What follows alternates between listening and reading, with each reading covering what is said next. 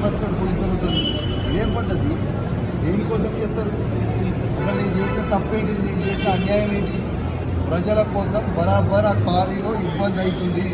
ఇల్లీగల్గా నడుస్తుంది క్వారీ.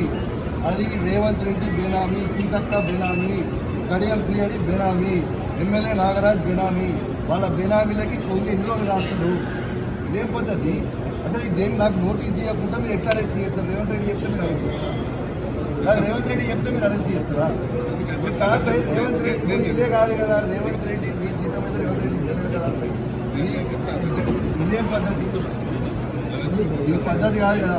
ఇదేం పద్ధతి? ఇది పద్ధతి కాదు కదా. ఇది పూర్తిగా అన్యాయం. రేవంత్ రెడ్డి గారు పెట్టుకున్న అక్రమ కేసు ఇది. కమలాపూర్ మండలంలో గుండేడ్ గ్రామంలో ఇల్లీగల్ మైన్ నడుస్తూ ఉంది. దీనికి ఆయన రేవంత్ రెడ్డి ఆధ్వర్యంలో సీతక్క, తర్వాత కడియం శ్రీహరి, ఎమ్మెల్యే నాగరాజ్ గారి బెనామీ. ఖచ్చితంగా నిలదీస్తాం, ఖచ్చితంగా అడుగుతూనే ఉంటాం. ఊపుకునే ప్రసక్తే లేదు. మీరు చేస్తున్న అన్యాయం. ఇల్లీగల్ మైనింగ్ నడుస్తుంది అక్కడ. కేవలం 2.5 హెక్టర్స్ మాత్రమే ఉంటే ఇలా ఆడ ఇల్లీగల్ మైనింగ్ 20 ఎకరాలలో చేస్తూ ఉన్నారు. గుండేడ్ గ్రామ ప్రజలందరికీ కూడా చాలా ఇబ్బంది అవుతా ఉంది.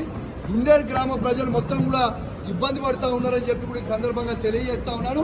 ఆ ప్రజలు ఇలా హెల్మెట్లు పెట్టుకొని మరి చేసే పరిస్థితిగా ఉంది. ఇలా ప్రజలందరూ కూడా గమనించాలి. ఇలా రేవంత్ రెడ్డి గారు చేస్తున్న అక్రమ అరెస్టులు, అక్రమ కేసులకి నువ్వు రేవంత్ రెడ్డి గుర్తుపెట్టుకో. నువ్వు ఎన్ని కేసులు పెట్టినా, ఎన్ని బెదిరించినా భయపడేది లేదు. నీ సంగతి తప్పకుండా చెప్తాం. ఖచ్చితంగా ప్రజలన్నా చెప్తాం. ఖచ్చితంగా చెప్పే ప్రయత్నం చేస్తాం. జై తెలంగాణ, జై కేసీఆర్.